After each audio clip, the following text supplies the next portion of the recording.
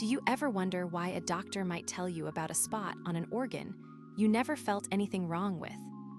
An adrenal incidentaloma is exactly that, a small growth on the adrenal gland that shows up by accident when you get an imaging test like a CT scan for something else, such as a broken bone or a sore back.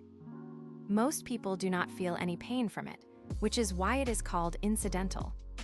Imagine getting an X-ray for a sprained ankle, and the radiologist says, "Look, there is a tiny nodule on the right adrenal gland. We will keep an eye on it." That is a typical scenario for an adrenal incidentaloma. What could cause this unexpected nodule? In most cases, the growth is harmless, called an adrenal adenoma, which is just a benign non-cancerous tumor. Other possible causes include hyperplasia, enlargement of normal adrenal tissue; metastasis, cancer that has spread from another organ; infections or hemorrhage, bleeding, inside the gland; rarely, a malignant tumor called adrenocortical carcinoma. Think of the adrenal gland like a small factory, sometimes a few extra workers.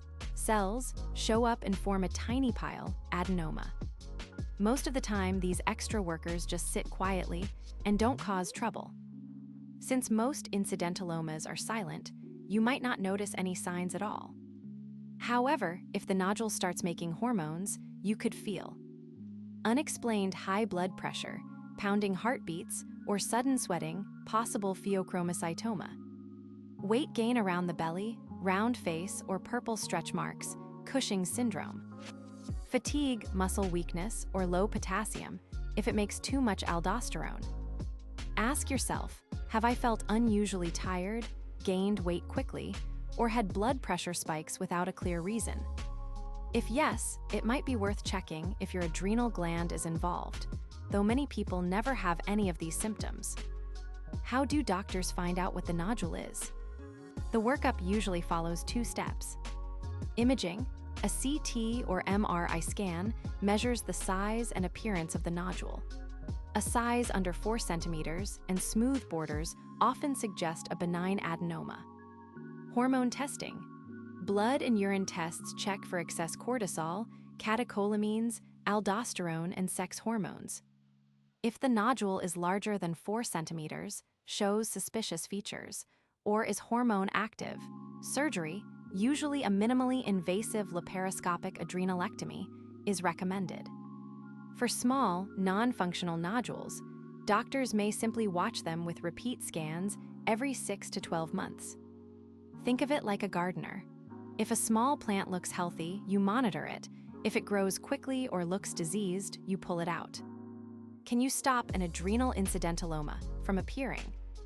Because most of these nodules develop silently, there is no guaranteed way to prevent them. However, keeping a healthy lifestyle can reduce the risk of tumors in general. Eat a balanced diet, exercise regularly, avoid smoking, and limit unnecessary radiation exposure. For example, only get scans when a doctor truly needs them. Also, if you have a known genetic condition that affects the adrenal glands, regular checkups with your doctor can catch any changes early. What is new in the world of adrenal incidentalomas? Researchers are improving how we tell harmless nodules from dangerous ones without surgery. Recent advances include radiomics and AI, computer programs that analyze CT images to predict malignancy more accurately; genetic testing, identifying mutations like TP53 or MEN1 that raise the chance of a malignant adrenal tumor; robot-assisted laparoscopic surgery, even smaller incisions and faster recovery for patients who need the gland removed.